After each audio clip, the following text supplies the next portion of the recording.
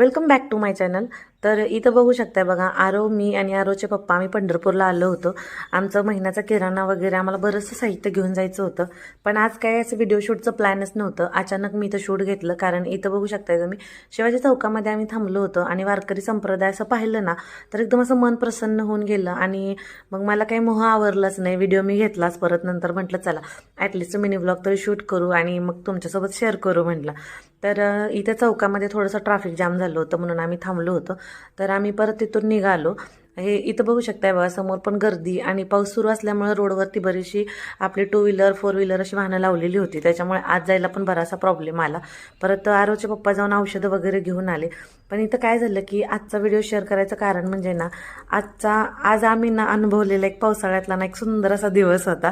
कारण तुम्हालाही माहिती आहे, पावसाळ्याचा हा जो ऋतू आहे ना जवळपास सगळ्यांच्या आवडीचा ऋतू असतो, हो की नाही। आणि मग पावसाळ्याचा हा ऋतू पाऊस पडत असतो आणि त्याच्यातच आपला जोडीदार आपल्यासोबत असणं आणि त्यात गरमागरम वडापाव आणि मग तो दिवस आणखीनच खास होऊन जातो, हो की नाही। मग आमचं असंच काहीसं झालं, कारण सगळं तिथं आम्ही साहित्य वगैरे आमचं घेतलं, गाडीमध्ये ठेवलं आणि मग आम्ही निघालो। गरमागरम असे वडापाव घेतले होते, बाहेर असा धो धो धो पाऊस पडत होता।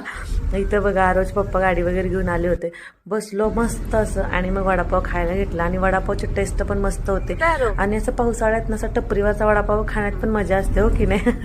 हां, तर सगळं मस्त असं खाऊन एन्जॉय वगैरे केलं आणि मग आम्ही निघालो आणि आलो घराकडे।